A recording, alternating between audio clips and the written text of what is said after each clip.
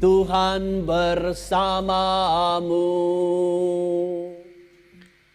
dan bersama rohmu.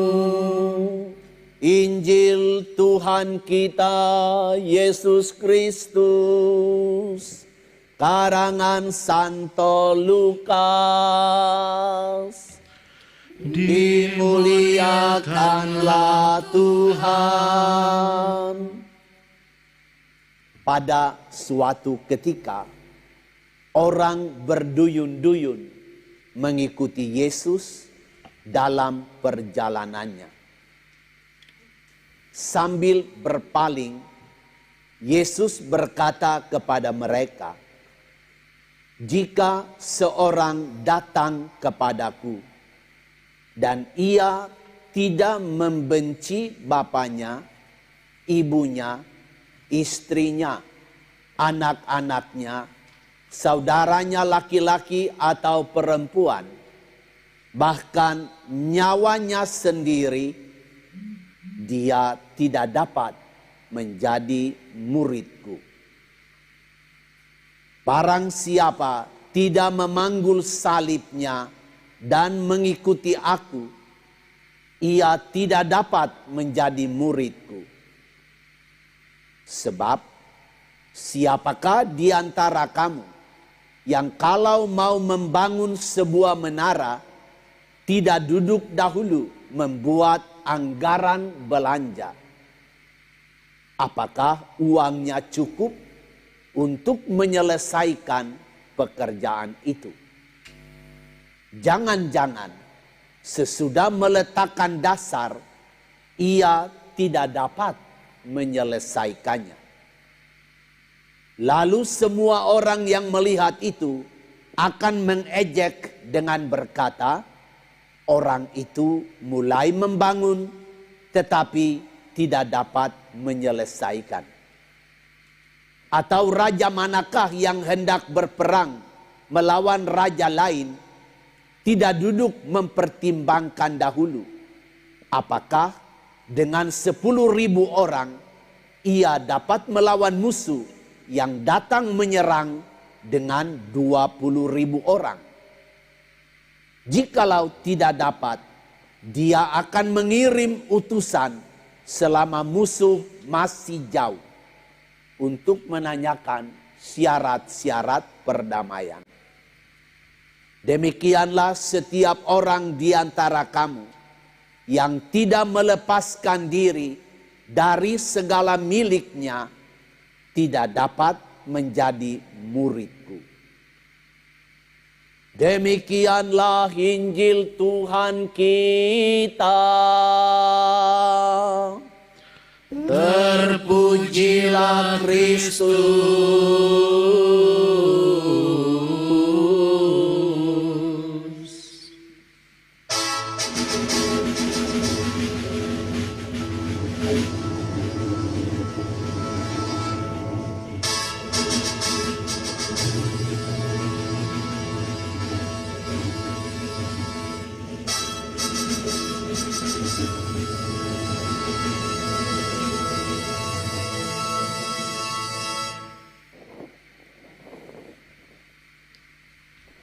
Duduklah sedikit. Ibu-ibu, bapak-bapak, saudari-saudara seiman, jikalau kita melakukan perjalanan untuk masuk suatu negara, kita perlu tanda masuk ke negara itu. Kita harus memiliki paspor dan kita harus punya visa. Kalau tidak ada paspor dan visa, kita tidak diizinkan masuk ke negara itu. Sekarang pemerintah memberlakukan kepada kita semua, seluruh warga negara, kalau mau melakukan satu perjalanan, entah perjalanan ke luar negeri atau perjalanan dalam negeri, dengan sarana transport apa saja, dengan pesawat, dengan kereta, maka kita mesti punya tanda vaksin Kalau tidak ada vaksin, kalau tidak ada booster, nah kita tidak layak untuk terbang. Tidak layak untuk melakukan perjalanan. Sama dengan Injil hari ini, Tuhan juga memberitahu kepada kita bahwa kita sedang melakukan satu perjalanan dari bumi ini untuk masuk ke kerajaan surga, kerajaan Allah. Nah, untuk masuk ke sana, Tuhan mengatakan ada tanda masuk, ada syarat untuk masuk ke sana. Ibu bapak, kita akan bertanya, syarat apa yang Tuhan berikan kepada kita? Hari ini dia mengatakan, syarat untuk masuk kerajaan surga ialah kamu harus menjadi muridku, menjadi pengikutku. Nah, menjadi murid artinya kita belajar membangun keakraban, belajar membangun keintiman dengan Tuhan. Itu artinya menjadi murid. Pertanyaan kita selanjutnya, bagaimana caranya kita membangun keakraban dengan Tuhan? Bagaimana caranya kita membangun keintiman dengan Tuhan supaya kita layak menjadi muridnya, lalu layak juga masuk kerajaan surga. Hari ini Tuhan memberitahu kepada kita 3 cara. Cara yang pertama ini agak keras. Dia mengatakan begini, kalau kamu tidak membenci, kata membenci ini yang keras. Tidak membenci ayahmu, ibumu, istrimu, anakmu, sanak saudaramu, bahkan nyawa sendiri, kamu tidak pantas, tidak dapat tiket masuk kerajaanku. Nah, mari kita lihat kata membenci itu yang dipakai dalam Injil hari ini. Tuhan tidak bermaksud mengatakan kepada kita bahwa ayah, ibu, istri, anak, saudara itu tidak penting. Sama sekali bukan maksud begitu. Kata membenci artinya tidak berpihak. Sama dengan kata mengasihi artinya berpihak. Jadi kalau kita mau menjadi murid Tuhan, ada banyak halangan. Halangan dari kekerabatan kita, dari saudara-saudara kita, dari pekerjaan kita, bahkan halangan dari diri kita sendiri. Ada banyak alasan yang kita bisa ajukan sebagai halangan untuk menjadi pengikut Tuhan. Saya sibuk, saya ada janji dengan orang, saya mesti terbang, saya mesti urusan ini.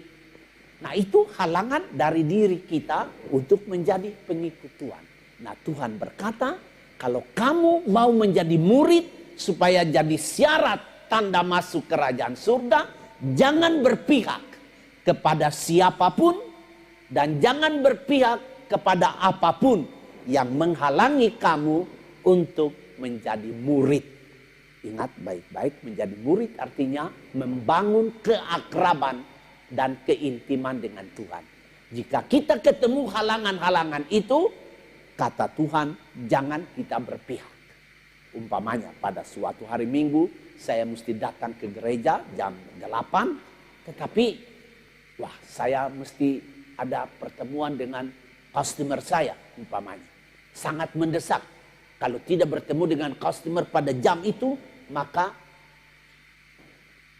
saya tidak akan mendapat lagi pelanggan. Akhirnya saya mesti membuat pilihan. Jam 8 saya mesti ke gereja, tetapi jam 8 itu juga saya mesti berhadapan dengan customer itu. Mana yang kita pilih?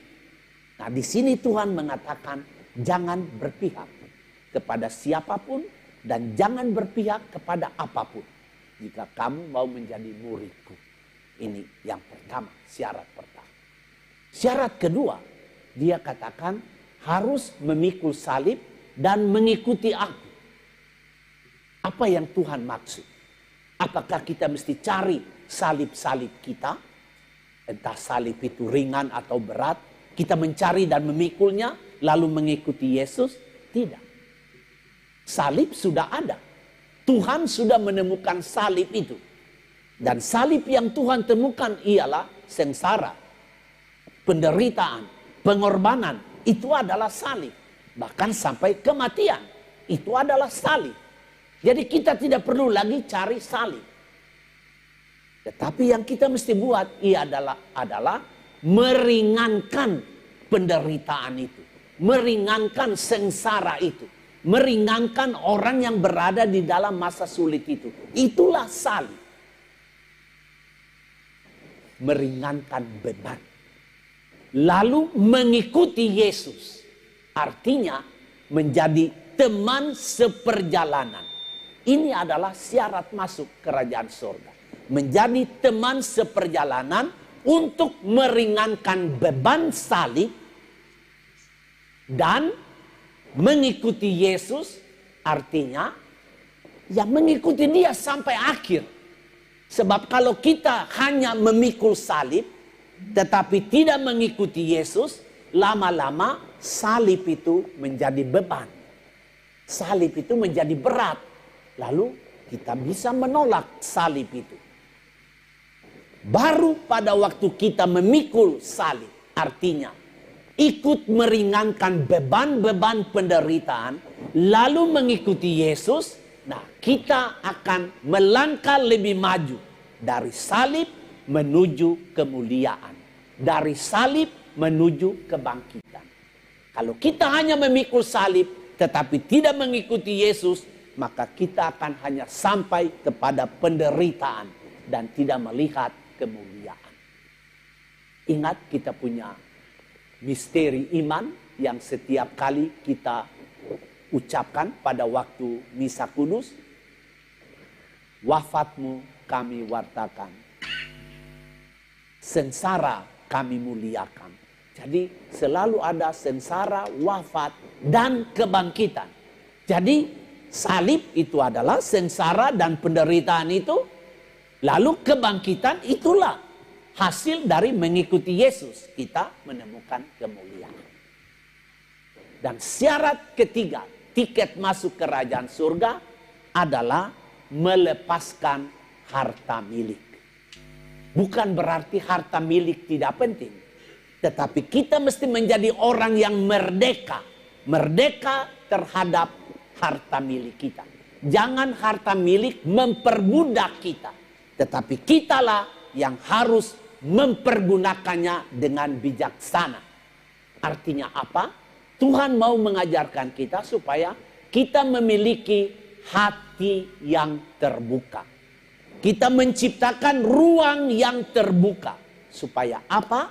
Orang-orang yang kurang beruntung seperti kita dapat menikmati sedikit keberuntungannya kita.